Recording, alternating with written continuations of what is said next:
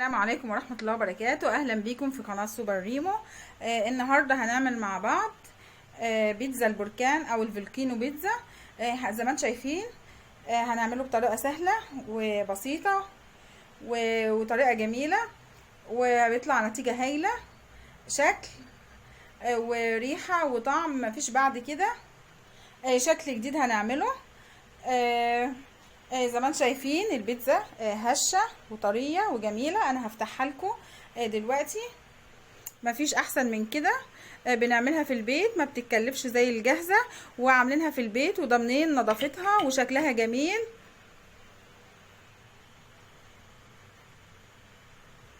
اهي شايفين العجينة، عجينتها اهي مستوية وطرية زي القطن وهشة وجميلة، وشكلها بجد جميل. هنسمي بالله ونبدأ في الطريقة والمقادير. بس قبل ما نبدأ، يا ريت اللي ما اشتركش في القناة يشترك معايا ويفعل الجرس علشان يوصلك كل فيديوهاتي. علشان ما نطولش على حضراتكم الفيديو، هبدأ بالطريقة على طول. وجهزت العجينة وجهزت كل حاجة. هرش دقيق وابدأ اخد حتة من العجينة بعد ما اختمرت، وهرش عليها دقيق برضو من فوق علشان ابدأ افردها. بس قبل ما افردها راجع معاكي مقادير العجينة مقاديرها: كيلو دقيق، عليه كيس خميرة جافة او فورية، هحط عليه معلقة كبيرة سكر، وهقلب وعليهم كمان ملح، 3/4 معلقة كبيرة ملح، وهقلب المكونات الجافة دي كلها مع بعض. وبعد كده هضيف بيضة ومعلقتين 3 خل، وابدا اضيف الميه الدافيه، ما تكونش سخنه، تكون فتره، وهبدا اعجن بيها. بعد ما عجنت بالميه الفتره هغطي العجينه بكيس، وبعد كده هغطيها بفوطه واسيبها تختمر حوالي نص ساعه في فصل الصيف، وفي الشتاء ممكن تقعد لساعتين. هسيبها لغايه ما تضاعف حجمها وتبقى بالشكل اللي انت شايفاه ده. وبالنسبه للعجن، كميه الميه طبعا بتختلف حسب نوع الدقيق. يعني ممكن دقيق ياخد كميه سوائل اكتر من دقيق، يعني تفضلي تعجني لغايه ما العجينه تظبط معاكي. لو لقيتيها محتاجة مية تديها، لو كانت ناشفة تديها مية. لو تلاقيتيها بتلزق في ايدك تضيفي لها شوية دقيق وتفضلي تعجني حوالي ربع ساعة لما العجينة تظبط معاكي وتلم معاكي. بعد كده هسيبها تختمر وتغطيها زي ما قلتلك. بعد كده لما تضاعف حجمها تاخديها وتشتغل عليها زي الخطوة اللي احنا هنعملها دلوقتي. هبدأ افردها واخليها على شكل دايرة.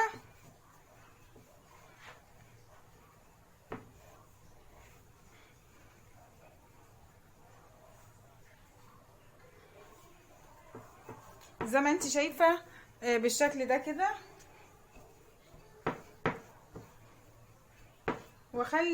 اخلي سمكها متوسط. وبالنسبة لكيلو الدقيق ممكن يعمل معاكي 3 بيتزات او 4 حسب حجم البيتزا اللي انت بتعمليها.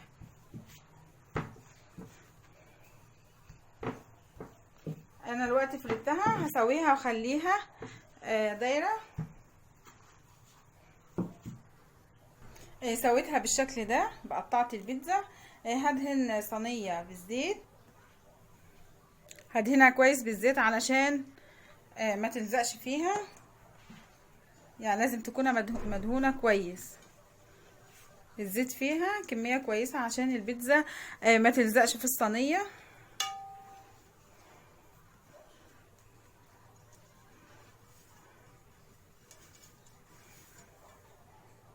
هقطع البيتزا بعد ما حطيتها في الصينية بالشكل ده. هبدأ اقطعها ل8.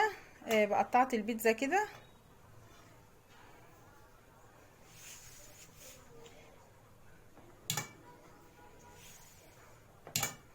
هقطعها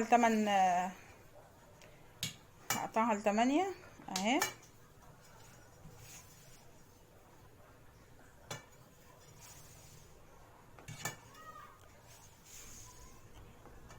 اهي كده خلاص. هبدأ احط الحشو بتاعي على البيتزا. جبنة شيدر، جبنة موتزاريلا، جبنة رومي، اي نوع جبنة او اي حاجة انت تفضليه، او اي حشو انت بتحبيه. ابدأ احطه في البيتزا. هحط جبنة رومي بالشكل ده.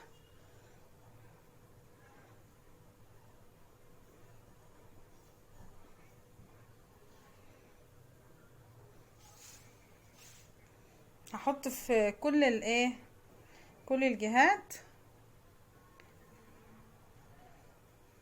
حتى علشان كمان الطروف بتاعتها تبقى كلها حشو.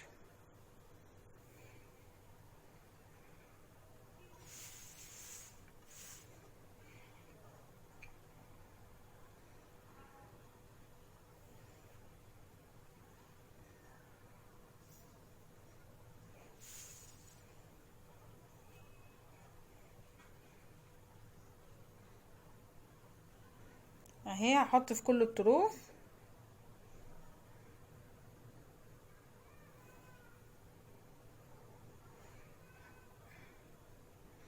بالشكل ده كده. هبدأ بعد كده اقفل الطروف.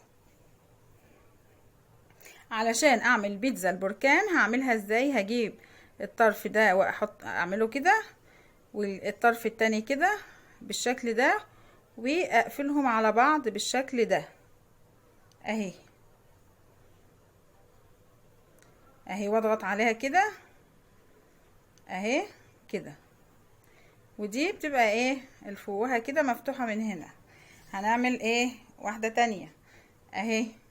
هجيب الطرف ده كده، هنقفله كده وهنضغط من هنا، ودي كذلك اهي اهي. هنقفل كده الطرف ده كده اهي. هعمل كل الطروف بالشكل ده اهي. هي بيبقى شكلها بيتزا شكلها جديد ومختلف اهي. هنعملها بالشكل ده كده، هنضغطها ودي بتبقى اهي. نضغطيها كده من هنا ودي بتبقى مفتوحة كده من هنا اهي.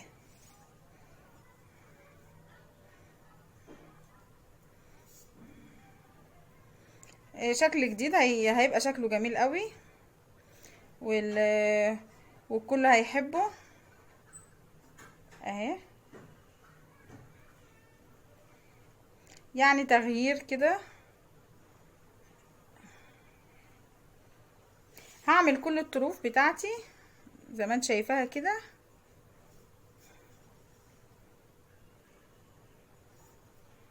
اهي.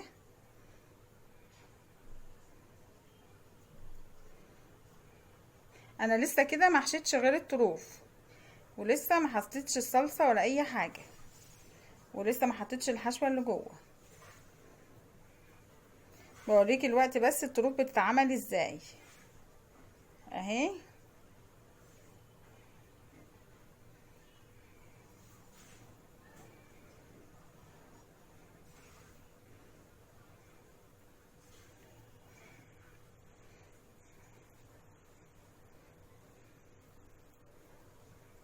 وخلي بالك اضغطيها كويس عشان ما تفكش اهي، عشان كده يديني شكل البركان اها. وطبعا سمك العجينة بتاعتي زي ما انتم شايفين يعني حوالي 1 سنتي كده اهي. خلاص كده تمام، عملتها بقت بالشكل ده اهي. هضغط عليها من كل الجوانب عشان ما تفكش معايا، وهبدأ بقى احشي من جوه الحشو. هبدأ احط الصلصة بتاعتي انا عاملاها طماطم،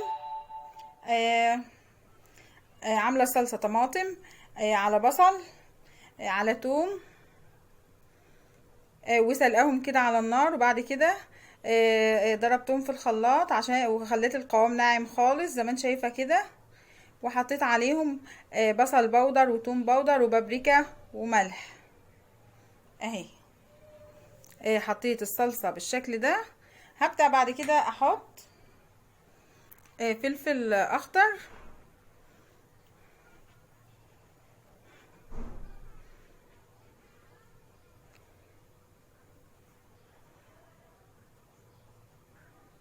واضغط كده علشان ايه ما يطلعش منها او يقع اهي. واحط كمان طماطم قطع صغيرة خالص، والفلفل برضو قطع صغيرة اهي بالشكل ده اهي. وهضغطها برضو. بعد كده هحط الزيتون، هحط كمان زيتون بالشكل ده كده، اسود اخضر زي ما تفضلي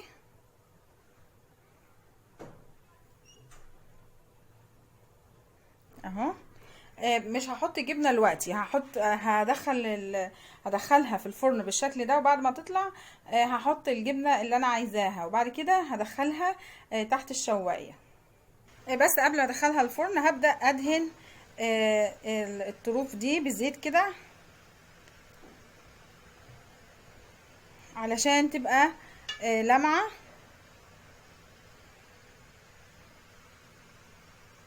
بشويش خالص، وتخففي ايدك من عليها علشان الهواء ما يخرجش منها اهي بالشكل ده. هعمل كل الطروف بتاعتها بالزيت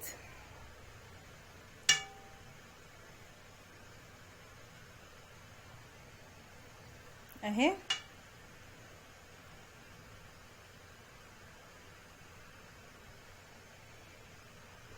كده. دلوقتي ادخلها الفرن على درجة حرارة عالية. هحطها في الرف الوسطاني ويكون الفرن متشغل مسبقا لغاية ما تستوي من تحت، وبعد كده هديها لون تحت الشواية. بس هسيبها ترتاح اول ربع ساعة وبعد كده هدخلها الفرن. دي شكل بيتزا البركان بعد ما طلعت من الفرن، او الفولكينو بيتزا. هبدأ احط عليها الجبنة بقى. طلعت من الفرن بس انا لسه ما دخلتهاش تحت الشواية. هبدأ احط الجبنة.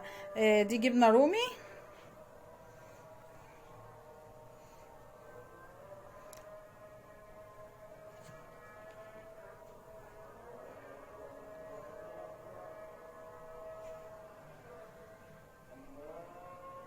هبدأ بعد كده احط الجبنة الموتزاريلا.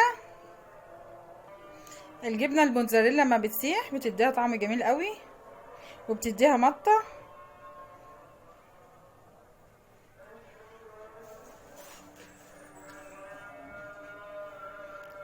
اهي بالشكل ده. هبدأ بعد كده ادخلها تحت الشواية بس علشان الجبنة تسيح، ويا ريت تكون مهدية الشواية، ما تكونش النار عالية علشان الجبنة تسيح وتاخد لون من فوق. دي شكلها بعد ما اديتها لون تحت الشواية. هنقلها في الطبق اهي يا جماعة. خلاص تمام. زي ما انتم شايفين كده مستوية وهشة طرية خالص وجميلة، وشكلها جميل وجديد وريحتها جميلة جدا ومشهية بجد، شكلها يفتح النفس. اتمنى ان انتوا تجربوها. يا رب الفيديو بتاعي يكون عجبك. لو عجبك الفيديو ما تنسيش لايك على الفيديو واشتراك في القناة وفعل الجرس علشان يوصلك كل فيديوهاتي، وما تنسيش تعملي شير للفيديو علشان اكبر عدد يشوفه. والى اللقاء بفيديو جديد وقناة سوبر ريمو، والسلام عليكم ورحمة الله وبركاته.